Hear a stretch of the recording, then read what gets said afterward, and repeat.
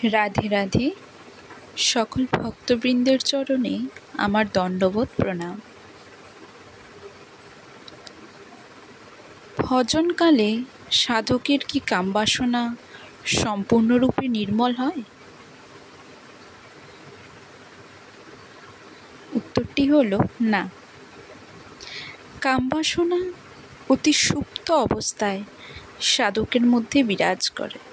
কখনো কখনো মনে হয় যেন কামবাসনা সম্পূর্ণরূপে নির্মূল হয়ে গেছে, কিন্তু তা অতি সূক্ষ্মরূপে সাধকের অভ্যন্তরে বিরাজ করে। যতক্ষণ না সাধক সিদ্ধি লাভ করছে ততক্ষণ পর্যন্ত তার মধ্যে কামবাসনা সুপ্ত অবস্থায় থেকে যায়। এই কামবাসনা ঠিক যেমনিভাবে বারুদ আগুনের সংস্পর্শে আসলে জ্বলে ওঠে, ঠিক তেমনিভাবে সাধকের অভ্যন্তরে যে সূক্ষ্ম কামবাসনা থাকে তাও কখনো কখনো সাধককে চ্যুত করে দেয় বিষয়ের সংস্পর্শে নিয়ে এসে। তাই সাধনকালে এই কামবাসনাকে অতি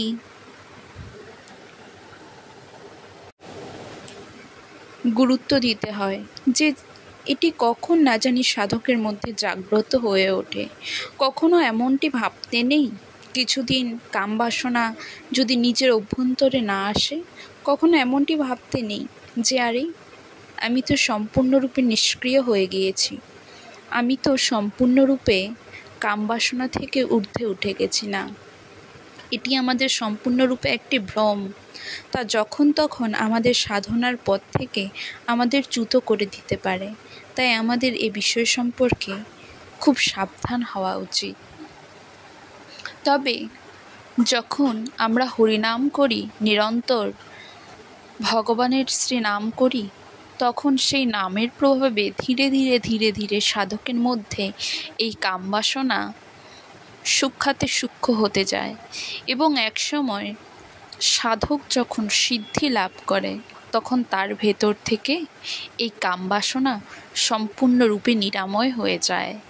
সিদ্ধ সাধক, যিনি সিদ্ধ হয়ে গেছেন, সেই সিদ্ধ মহাপুরুষ ঠিক যেমনিভাবে আমরা যদি ছোলাকে সেদ্ধ করে নিই তাহলে সেই ছোলা থেকে কিন্তু আর অঙ্কুরিত হওয়া কোনোভাবেই সম্ভব নয়, গাছের অঙ্কুর হওয়া। ঠিক তেমনিভাবে সিদ্ধ সাধকের থেকে আর কামবাসনা জাগ্রত হয়। কিন্তু যতক্ষণ না সাধক সিদ্ধ না হয়, যতক্ষণ না তার অভ্যন্তরে পরমাত্মার দর্শন লাভ না হয়, ভগবত দর্শন লাভ না হয়, ততক্ষণ পর্যন্ত কিন্তু তার অভ্যন্তরে কামবাসনা সূক্ষ্মরূপে থেকে যায়। তাই এই কামবাসনাকে আমাদের ভয় পাওয়া উচিত না, জানি কখন তা গুরুতরভাবে জাগ্রত হয়ে যায়। এ থেকে নারদ মুনিও মুক্তি পাননি। তাই এ নিয়ে আমাদের কখনো অহংকার করা উচিত নয়। এক সময় নারদ মুনি ভগবান শিবের কাছে গিয়ে বললেন যে, হে মহেশ্বর, আমি কামবাসনা থেকে সম্পূর্ণরূপে মুক্ত হয়ে গিয়েছি। তখন শিব বললেন যে, নারদ মুনি, তুমি আমার সম্মুখে বলেছ এ কথা, কিন্তু তুমি শ্রীহরির সম্মুখে কখনো এই কথা বলতে চেও না। নারদ মুনি মনে মনে ভাবলেন, আচ্ছা, আমি কামবাসনা থেকে বিজয় লাভ করেছি বলে হয়তো ভগবান শিব সেটাকে ঠিক সহ্য করতে পারলেন না, তাই হয়তো আমাকে এই কথা বললেন। তিনি সঙ্গে সঙ্গে কী করলেন, কৈলাস থেকে ভগবানের নিকট গেলেন এবং ভগবানের নিকট গিয়ে শ্রী বিষ্ণুর কাছে বললেন যে, হে ভগবান শ্রীমন্নারায়ণ, আমি কামবাসনা থেকে সম্পূর্ণরূপে বিজয় লাভ করেছি। ভগবান বললেন, তাই বুঝি? বলল, হ্যাঁ। কিছুক্ষণ পর নারদ মুনি একটি রাজ্যের পাশ থেকে হেঁটে যাচ্ছিলেন। যাবার পর সেখানে দেখলেন অতীব সুন্দর করে সেই রাজপ্রাসাদ সাজানো হয়েছে। তার মধ্যে একটি রাজকুমারী রয়েছে এবং রাজকুমারীর স্বয়ম্বর সভা হচ্ছে। সঙ্গে সঙ্গে নারদমুনি সেই রাজকুমারীকে দেখে তার মন প্রাণ সমস্ত কিছু যেন রাজকুমারীর প্রতি সমর্পিত হয়ে গেল। তিনি সেই মুহূর্তে ছুটে গেলেন কোথায়? ভগবানের কাছে। ভগবানের কাছে গিয়ে বললেন, হে প্রভু, আমি আপনার কাছে কিছু চাইনি কখনো, কিন্তু আজকে আপনার কাছে আমি সেটাই চাইব। তখন ভগবান বললেন, কি চাইবে তুমি আমার কাছে? নারদমুনি বললেন, প্রভু, আপনি আমাকে সুন্দর রূপ দিন, আপনার রূপ দিন, যেন সেই রূপের দ্বারা আমি রাজকুমারীকে বিবাহ করতে পারি। ভগবান মুচকি মুচকি হাসলেন। দেখুন, এখানে একটি শিক্ষণীয় বিষয়। ভক্তরা মায়াতে পড়লেও ভগবানকে কখনো ভোলে না। নারদমুনিও হ্যাঁ অবশ্যই মায়া দ্বারা প্রভাবিত হয়েছে, কিন্তু সে কিন্তু ভগবানকে ভোলেনি। তার উপায় খুঁজতে কিন্তু ভগবানের কাছেই ছুটে গেছে।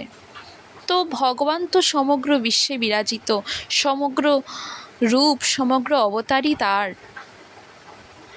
সুতরাং ভগবান কি বললেন? ভগবান বললেন, ঠিক আছে, তোমার যাতে ভালো হয় আমি তোমাকে আমার সেই রূপই প্রদান করছি। ভগবান যেহেতু বিশ্বের সমগ্র রূপই ভগবানের রূপ, তাই ভগবান কি করলেন? হরিরূপ প্রদান করলেন। হরির অর্থ কি? এক অর্থ হচ্ছে বাদর, বাদর রূপ প্রদান করলেন। নারদমুনি তো খুব খুশি, ভেবেছেন আমাকে ভগবান তার নিজ রূপ প্রদান করেছেন, আর সেই কন্যে আমাকে দেখে খুব পছন্দ করবে আর আমারই গলায় বরমালাটা দেবে। এমনটা যখন ভাবতে লাগলেন, তখন সেই স্বয়ংবর সভায় নারদমুনি গিয়ে উপস্থিত হলেন। সকলে তো তাকে দিকে হাসছেন যে আরে, মানুষের সবাই বাদর রূপ নিয়েও চলে এসছে কেউ। তখন কি করলেন? সে রাজকুমারী যখনই কোনো পুরুষের গলায় মালা পরাতে যাচ্ছে, ঠিক তখনই নারদমুনি সেখানে এসে উপস্থিত হয়ে যান। এমন করতে করতে সে রাজকুমারীর কাউকে আর পছন্দ হলো না। তখন সকলে মিলে যখন হাসছেন, তখন সেই মুহূর্তে নারদমুনি দেখলেন, নিজের প্রতিচ্ছবি দেখলেন, এ কি, আমি তো শ্রীহরির কাছে শ্রীহরির রূপ চেয়েছিলাম, আর আমাকে কি না শ্রীহরি বাদর রূপ দিল। সেই মুহূর্তেই শ্রীহরি সেখানে এসে উপস্থিত হলেন। উপস্থিত যখন হলেন, সেই রাজকন্যাটি শ্রীহরির গলাতেই মালাটি দিলেন।